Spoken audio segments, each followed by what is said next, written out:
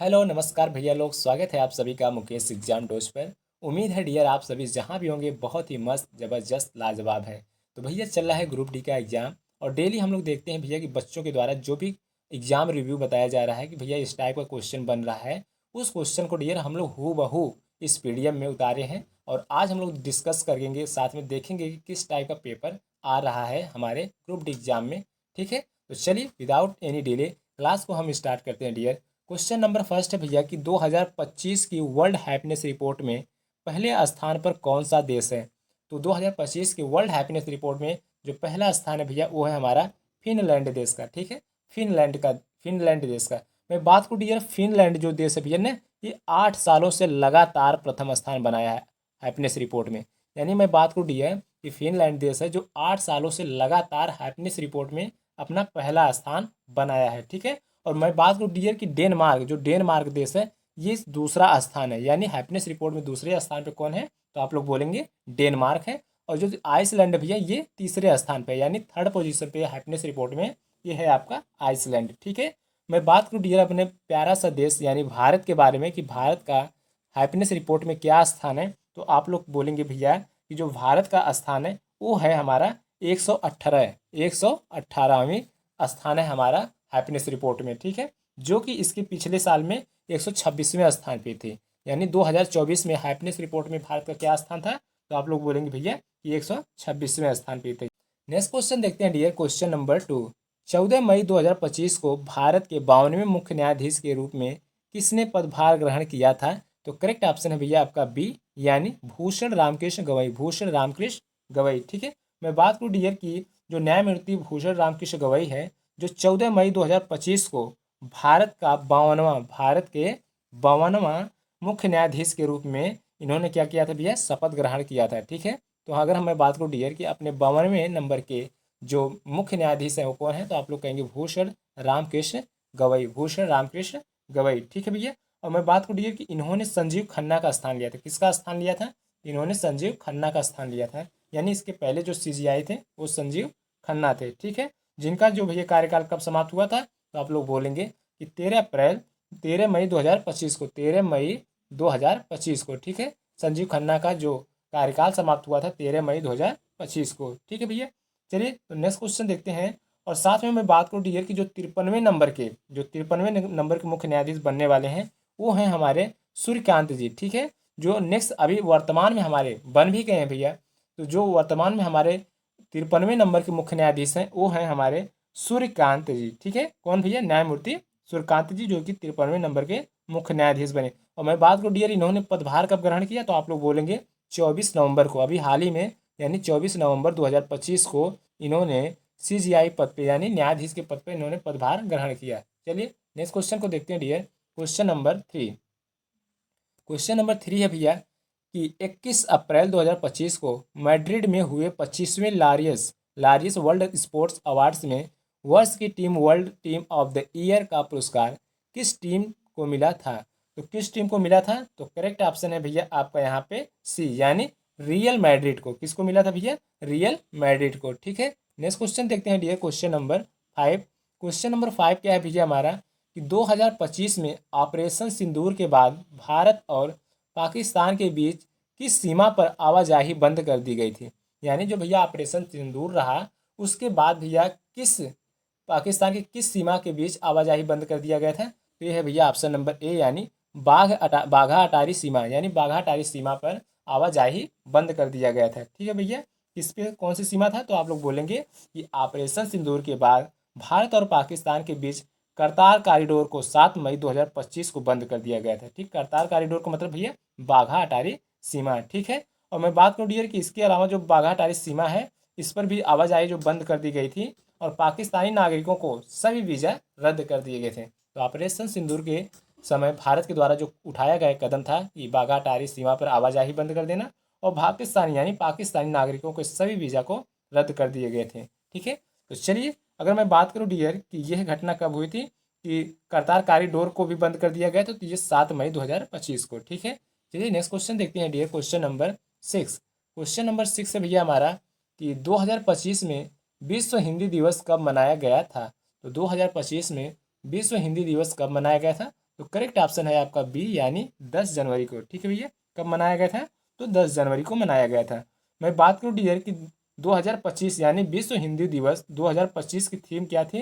तो आप लोग कहेंगे भैया कि a global voice of unity and cultural pride, यानी हिंदी में बात करूँ डियर तो था एकता और संस्कृति। क्या था भैया? तो आप लोग बोलेंगे एकता और संस्कृति, एकता और संस्कृति गौरव की वैश्विक आवाज़, एकता और संस्कृति की गौरव की वैश्विक आवाज़। ठीक है, ये था हमारा भैया हिंदी यानी विश्व हिंदी दिवस 2025 की थीम। ठीक है डियर, और मैं बात करूँ डियर कि 14 सितंबर को राष्ट्रीय हिंदी दिवस के रूप में मनाया जाता है। ठीक है, 14 सितंबर को राष्ट्रीय हिंदी दिवस के रूप में मनाया जाता है। और विश्व हिंदू दिवस की बात करूँ डियर तो ये 10 जनवरी को मनाया जाता है। ठीक है, ये जो 10 जनवरी को मनाया जाता है ये विश्व हिंदी दिवस है। और मैं बात करूँ डियर कि 14 सितंबर को मनाया जाता है तो ये मनाया जाता है राष्ट्रीय हिंदी दिवस। ठीक है, यदि जब राष्ट्रीय हिंदी दिवस की बात करेगा तो 14 सितंबर, और विश्व हिंदी दिवस की बात करेगा भैया तो 10 जनवरी। ठीक है, नेक्स्ट क्वेश्चन देखते हैं डियर आज का क्वेश्चन नंबर 7।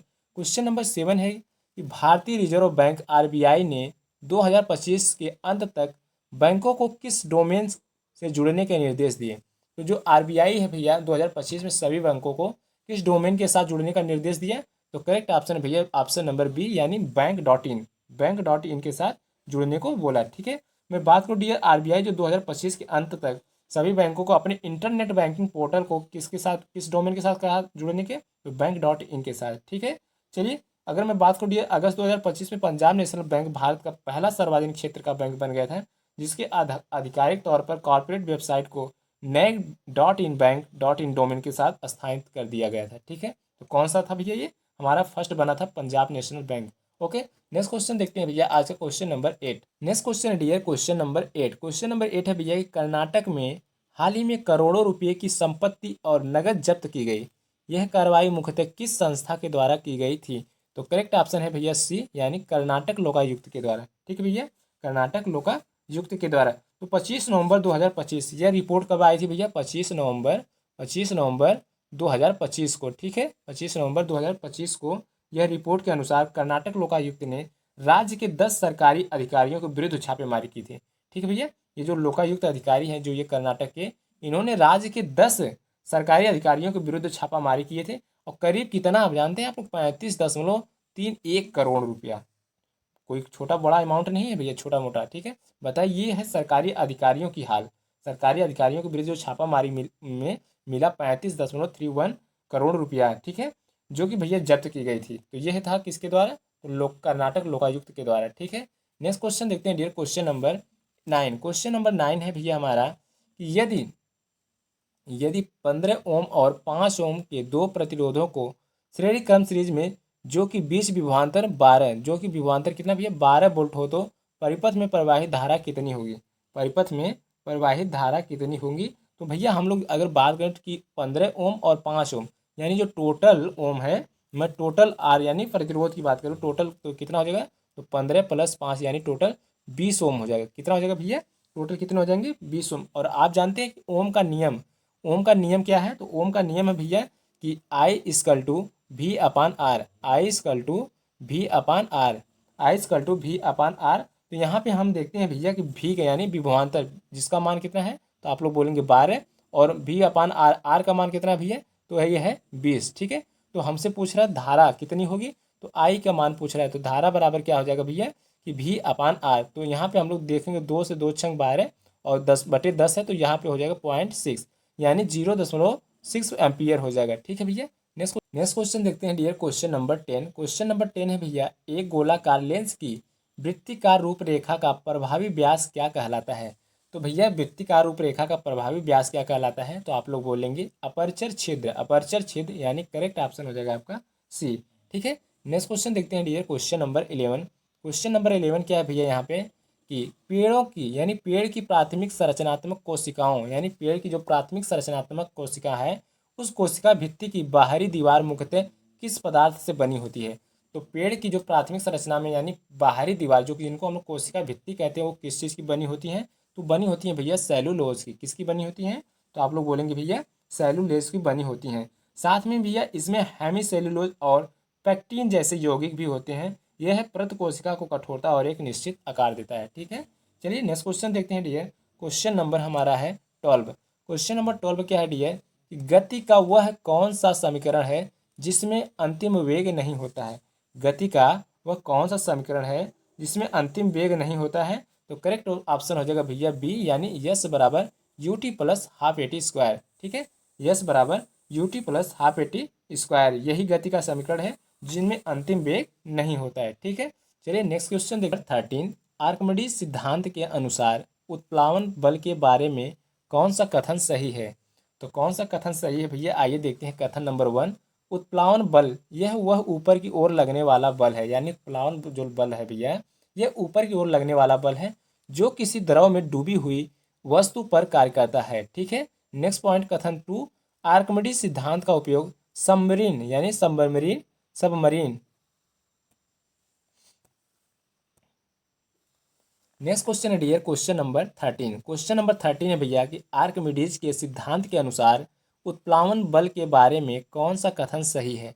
तो उत्प्लावन बल के बारे में कौन सा कथन सही है, आइए हम लोग एक एक सिद्धांत को देखते हैं। फर्स्ट फैक्ट है भैया हमारा कि उत्प्लावन बल यह ऊपर की ओर लगने वाला बल है जो किसी द्रव में डूबी हुई वस्तु पर कार्य करता है। नेक्स्ट पॉइंट देखते हैं कि आर्किमिडीज सिद्धांत का उपयोग सबमरीन पनडुब्बियों को डिजाइन करने के लिए किया जाता है। ठीक है भैया, किया जाता है। नेक्स्ट क्वेश्चन हम लोग देखते हैं डियर क्वेश्चन नंबर 14।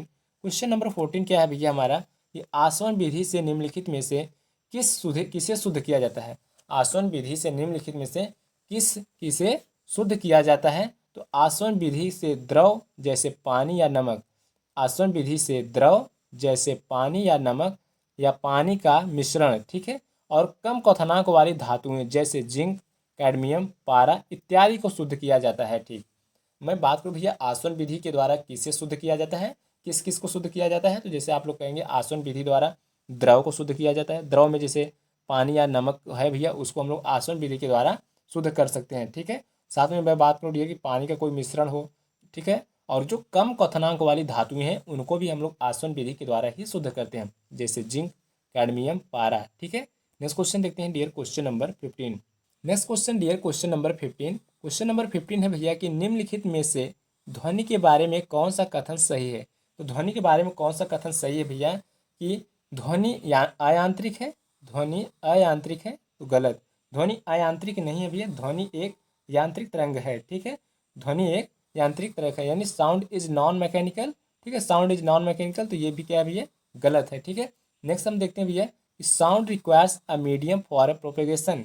ठीक है, यानी ध्वनि के लिए किसी माध्यम की आवश्यकता होती है, तो आप बोलेंगे यस, यानी करेक्ट ऑप्शन हो जाएगा भैया आपका सी। तो साउंड के लिए हमें किसी माध्यम की आवश्यकता होती है। ठीक है, चलिए नेक्स्ट क्वेश्चन देखते हैं dear question number 16। Question number 16 है हमारा पौधों के सभी भाग समान मात्रा में वृद्धि क्यों नहीं करते हैं।